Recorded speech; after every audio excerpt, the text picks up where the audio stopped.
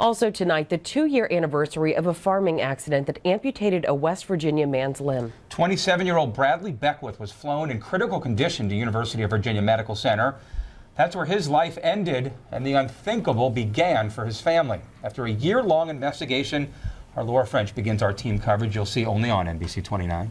And planning a funeral was not the only thing that they had to do. They had to think about what they were going to do with their family members' body parts. Just imagine, Beckwith's family left UVA November 26, 2011 without him and with what they thought was a bag of his belongings.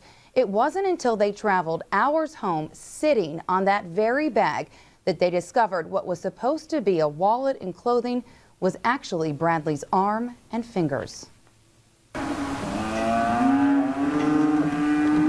said, Jesus, help me. Jesus, help me. He said that twice.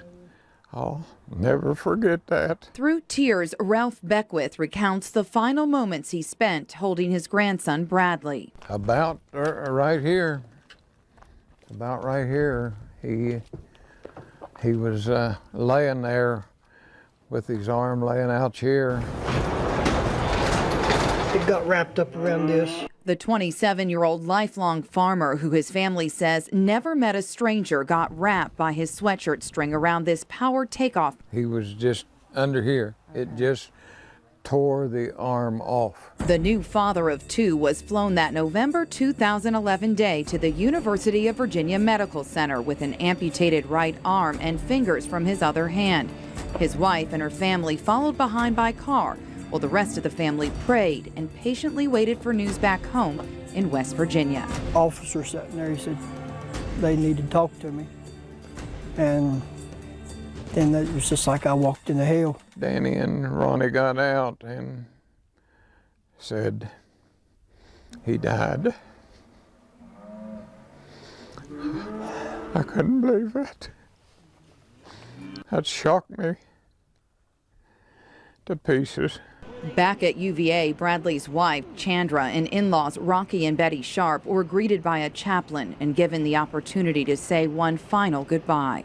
They got ready to leave, and the nurse said, "You can take Bradley's belongings with you." And so he just picked the bag up that they handed him and left. Bradley's father-in-law carried the bag out of the hospital. As he headed to his car, he realized it was unusually heavy.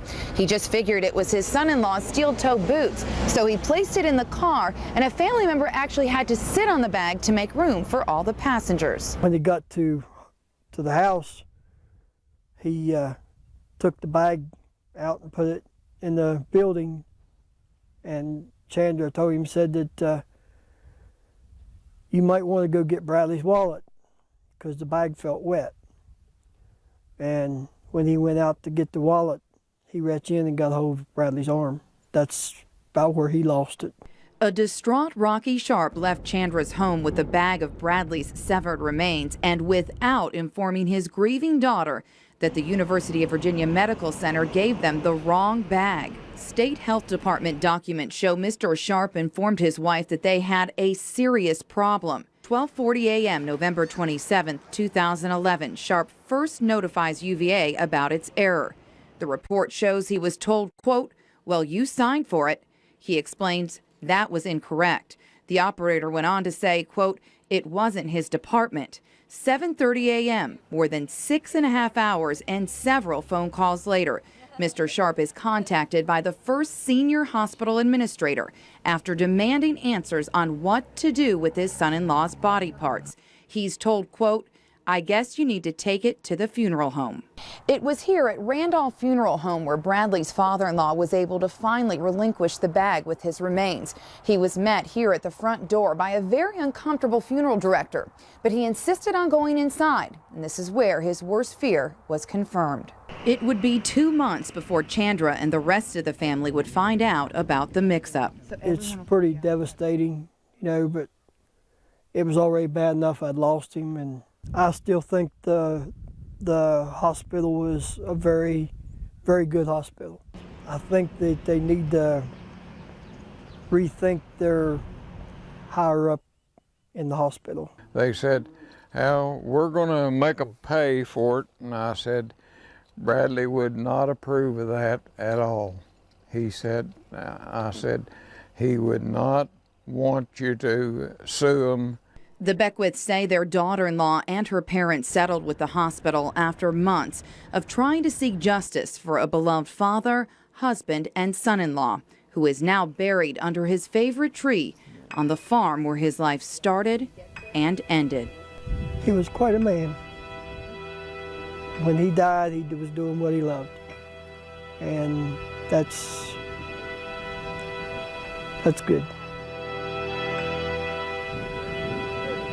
And I did reach out to Mrs. Beckwith and her parents through their lawyer. They declined to be a part of this story. Bradley's father did confirm that they are unable to talk because of the settlement, which is standard. Also, the Beckwiths do not hold it against them for suing. They say that their family, Chandra's parents, loved Bradley like one of their own. They suffered something completely unthinkable, as you can imagine, and they just say that they do feel that they were given the runaround by the University of Virginia Medical Center. And it's one thing to have a tragedy just turn into a complete shock when it's something else like that that you just don't expect. Oh, absolutely, and that's what they said, that it was absolutely shocking, but they do want to point out that in Bradley's grandfather's words, UVA Medical Center is one of the best hospitals. They have no regrets. Interestingly enough, his son, Bradley's grandfather's son, had the same sort of accident happen to him. His arm was severed in a sawmill accident, and they said that UVA actually saved his life. So when I asked them if they had any regrets, they said absolutely not. They would not have done anything else different. They feel like he was in the best hands that he could have been. But in their words, they say this was not done maliciously. It was simply a terrible accident. That brings us to what the hospital is saying. Right. We did obviously reach out to the hospital and ask for an on-camera interview. They did decline our interview, but they did put out the following statement. I'd like to put that up. Quote, "We have received a media inquiry about a patient event that took place in 2011. The medical center takes responsibility for the mistake made and has apologized to the patient's family for what happened. To ensure an event like this does not happen again, the medical center submitted an action plan that has been reviewed, validated, and fully accepted by the Centers for Medicare and Medicaid Services. Due to confidentiality requirements applicable to patient health information, we cannot comment any further." You want to check out the report because they do definitely admit that they had done something really bad. Yeah, some of those initial reactions, emotional on both sides, the hospital and the family, still kind of shocking. Absolutely, even 2 years later. All right. Thanks, Laura. Thank you, Laura.